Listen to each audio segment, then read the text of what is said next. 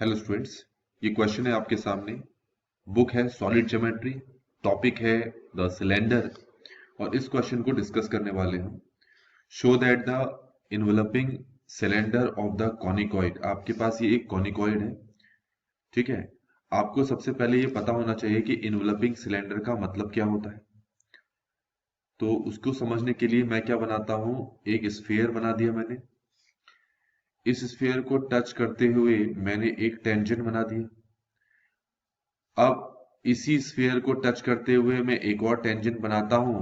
Condition ये है कि ये जो टेंजेंट है इस पहले वाले टेंजेंट के पैरेलल होना चाहिए। अब क्योंकि हमारा जो ये स्क्रीन आपको दिखाई दे रही है 2D है, तो आपको पता है कि स्फीयर के चारों तरफ उसके सरफेस को टच करते हुए ऐसे अगर आप कई सारी माचिस की तीलियां रखेंगे एक दूसरे के पैरेलल, कंडीशन ये है कि सारी की सारी क्या होनी चाहिए, एक दूसरे के पैरेलल, ठीक है। तो एक दूसरे के पैरेलल रखेंगे तो ये जो स्फीयर है पूरी तरह से इन तीलियों से ढक जाएगा, ठीक हो गया। तो इन तीलियों से जो ये सिलेंडर बन गया, इसी को हम कहेंगे इन्वेलपिंग सिलेंडर। ये आपको क्लियर हो गया होगा। अब क्योंकि यहां तो मैंने आपको बीच में क्या दिखाया, स्फीयर दिखाया, और इन्होंने क्या रखने के लिए कहा है, कोनिकॉइड। तो कोनिकॉइड रखने के लिए कहा है, कोनिकॉइड आपके पास बहुत सारे टाइप्स के होते हैं।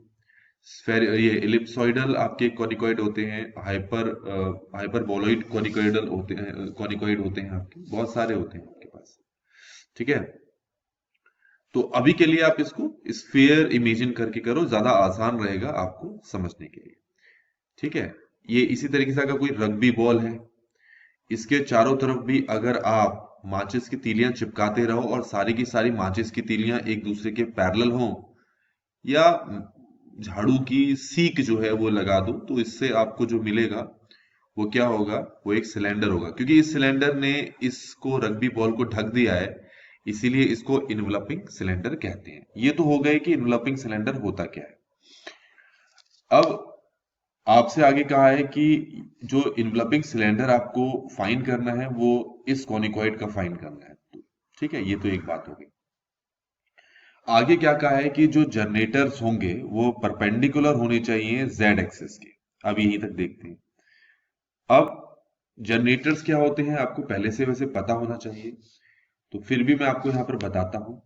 मान लेते हैं कि हमारे पास ये एक कोई फिक्स्ड लाइन है, ये हमारे पास एक लाइन है। अगर ये लाइन जो है इस फिक्स लाइन के चारों तरफ घूमे, तो घूमते जाए, तो उससे क्या बनेगा, आपको एक सिलेंडर मिल जाएगा। तो क्योंकि ये जो लाइन है इसके घूमने के कारण से, इस फिक्स्ड एक्सिस के अबाउट इसके घूमने के कारण से सिलेंडर बना, इसीलिए इसको क्या कहेंगे हम यहां पर, इसको कहेंगे जनरेटर। ठीक हो गया। तो ये दो डायग्राम मैंने दे रखे हैं, जनरेटर मान लेते हैं। जैसे ये लाइन जनरेटर है, तो मान लेते हैं ये जो लाइन है, ये लाइन किसी पॉइंट अल्फा बीटा गामा से पास कर रही है, ठीक हो गया। और इस लाइन के डायरेक्शन रेशियो मैंने मान लिए LMN। तो इक्वेशन ऑफ जनरेटर हो गया x minus alpha over L, y minus beta over m, z minus gamma over n। ये तो एक बात आपको समझ में आ गई होगी। पर आपसे कहा है कि जो जनरेटर है वो z एक्सिस के पैरेलल है।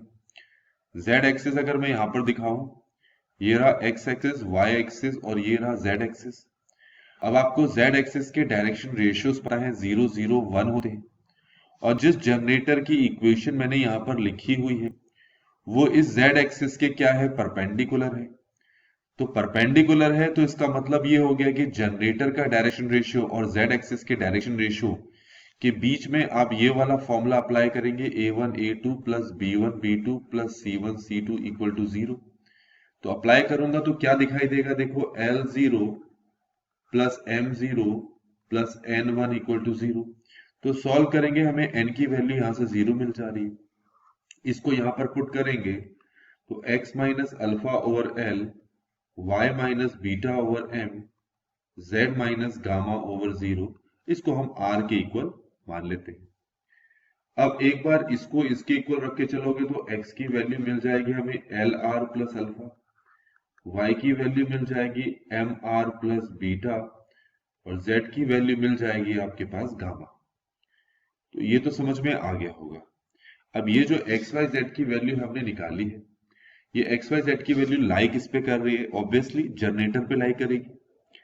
अब जनरेटर कहाँ है? ये था। तो ये जो एक्स वाई जेड निकाला है, ये इस जनरेटर पे कहीं पर भी हो सकता है, जहां जहां मैं ये दिखा रहा हूं कहीं पर भी हो सकता है, कहीं पर भी हो सकता है, कहीं पर भी।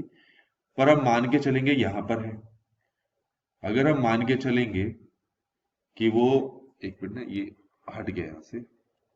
अगर मान के चलूं यहां पर है, तो इसका मतलब है कि ये जो एक्स वाई जेड की वैल्यू है, ये इस कॉनिकॉइड को भी सेटिस्फाई करेगी। तो इसको क्या करूंगा मैं? कॉनिकॉइड की इक्वेशन में पुट कर देता हूं। A X square B Y square C Z square equal to 1। तो x की जगह पुट कर लेता हूं एल आर प्लस अल्फा का होल स्क्वायर, y की जगह B M R plus beta का होल स्क्वायर, z की जगह सिर्फ गामा। चेक कर लेना सब कुछ सही किया। अब इसको ओपन करते हैं। r के रिस्पेक्ट में एक क्वाड्रेटिक इक्वेशन बनेगी। वीडियो लंबी ना हो जाए तो मैं इसको पहले सॉल्व कर देता हूं। तो ये मैंने इसको एक्सपेंड किया तो मैं यहां तक पहुंचा।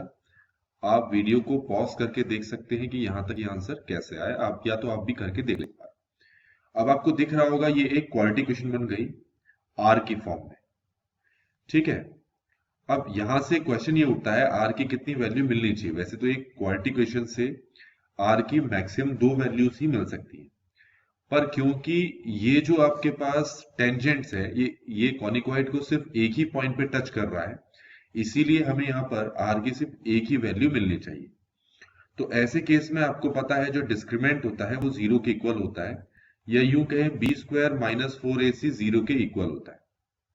अब यहां पर b मिलेगा r के कोफिशिएंट से, जो हो गया 4a alpha L plus b beta m का होल स्क्वायर माइनस 4a होता है, ac होता है, तो ये al square plus bm square, और आगे ये होगा, तो ये हो गया a alpha square b beta square c gamma square minus 1 equal to 0। ठीक हो गया। अब यहां से हम बात करेंगे locus of alpha beta gamma की। तो अल्फा बीटा गामा का लोकस फाइंड करेंगे तो उसके लिए आपको अल्फा बीटा गामा की जगह एक्स वाई जेड पुट करना पड़ेगा। और ये पूरी इक्वेशन, अच्छा पहले तो इसको सिंप्लीफाई कर लेते हैं। 4 4 कैंसिल हो गया, कॉमन लेके सिंप्लीफाई करोगे तो हमारे पास पूरी इक्वेशन आ जाएगी। क्या आएगी जरा ये देखेंगे आप। ये आ जाएगा A L X plus B M Y का स्क्वायर इक्वल टू, ये हो जाएगा आपके पास A L square B M square, ये तो ऐसे ही रहेगा। यहां आ जाएगा A X square B Y square C Z square minus 1। ठीक है। तो ये हमारे पास क्या आ गया?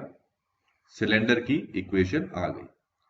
पर क्योंकि अगर क्वेश्चन में आपने देखा होगा तो उसमें आगे कुछ और भी कहा है, हम उसको भी चेक कर लेते हैं। अब आपसे यहां पर क्या कहा है? पहले तो कहा था कि आपको एक इन्वेलपिंग सिलेंडर की इक्वेशन फाइंड करनी है जिसका जनरेटर जो है जेड एक्सिस के परपेंडिकुलर है। एक बात और कह रखी है कि जो प्लेन है z इक्वल टू 0, जो प्लेन है, इसका मतलब ये है कि अगर जो इन्वेलपिंग सिलेंडर है उसको z इक्वल टू 0 प्लेन से कट करोगे तो आपको क्या मिलेगा? एक पैराबोला मिलेगा। ये मतलब है इस पूरी लाइन का, meets the plane z equal to 0 in parabola, मतलब z इक्वल टू 0 प्लेन से अगर कट करोगे आपको पैराबोला मिलेगा। अब थोड़ा सा इसको ना समझ लेते हैं, थोड़ा इमेजिन करना पड़ेगा तभी आपको समझ में आएगा कि इसका मतलब क्या है। ठीक है। तो पहले तो जो सिलेंडर आपको एक्चुअली अपने बनाया था वो बनना कैसा चाहिए था? आपसे कहा था कि जो जनरेटर है वो एक्स इसके पैरेलल होना था। अच्छा, तो पहले तो वो सिलेंडर में बना देता हूं। वो सिलेंडर कुछ यू बनना था, थोड़ा सा इसको, है ना, क्योंकि जो जनरेटर था वो जेड एक्सिस के परपेंडिकुलर था, तो कुछ ऐसा बनना था। ठीक है। ये अभी के लिए एक जनरल बता दिया मैंने। ये आपके पास एक्सेस हो गया, जो x इक्वल टू 0 एज्यूम कर सकते हैं कि इस सिलेंडर का एक्सेस हो गया। सॉरी, x इक्वल टू 0 बोल रहा हूं, ये मतलब ये जो x एक्सेस है वो इस सिलेंडर का एक्सेस हो गया। अब आप खुद सोचें, ये जो नीचे वाला प्लेन है ये x है, ये वाला जो प्लेन है इसको कहते हैं xy प्लेन या z इक्वल टू 0 प्लेन। अब आप खुद सोचें, ये जो सिलेंडर लेटा हुआ है, इसको अगर मैं यहां से कट करूं, ऐसे ऐसे कट करूं, तो जो सिलेंडर है ना, आपको कुछ ऐसा मिलेगा। जरा ध्यान से देखें, ये सिलेंडर अब आपको उसके ऐसे टुकड़े मिलेंगे, ये टुकड़ा मिलेगा। अब देखो, आपको जो सिलेंडर का शेप मिलेगा वो पैराबोला की शेप मिलेगा। समझ में आया आपको? ये मिल गया आपको पैराबोला। अब पता लगा कि z इक्वल टू 0 प्लेन जो है इस सिलेंडर को कैसे कट करेगा। तो आपको कुछ नहीं करना है, ये जो हमारे पास इक्वेशन आ रखी है ना, जैसे तुमने यहाँ सिलेंडर को काटा और सिलेंडर की इक्वेशन ये है, इसको भी z इक्वल टू 0 से काट दो, मतलब कि z इक्वल टू 0 पुट कर दो। तो आप देखो, जब z इक्वल टू 0 आप इसे पुट करोगे तो आपके पास ये क्या हो जाएगा, ये हो जाएगा ALX BMY का whole square equal to AL square BM square, तो एज इट इज रहेगा। यहां पर 0 पुट कर दो तो ये हो जाएगा AX स्क्वायर BY स्क्वायर -1। यहां तक आपको समझ में आ गया होगा। अब हम क्या करेंगे, इस पूरे को ओपन करेंगे और पैराबोला की फॉर्म में लिखने की कोशिश करेंगे। अब ये बहुत लंबी हो जाएगी, तो क्या करना है मैं समझा देता हूं। आप इसको ओपन करें, इन दोनों को आपस में मल्टीप्लाई करें और x और y की जो टर्म्स है उनको एक तरफ लेकर आए। तो मैं नीचे आपको करके दिखाता हूं, क्योंकि नहीं तो वीडियो बहुत लंबी हो जाएगी। ये वाला हिस्सा तो आप खुद भी कर सकते हैं, ठीक है। हाँ, तो ये मैंने पूरा इसके बाद सिंप्लीफाई कर लिया है। आप वीडियो को पॉज करके एक बार यहाँ लास्ट तक का स्टेप देख सकते हो कि कैसे किया है, इसीलिए इसी पेज पे दिखाई दे रहा होगा।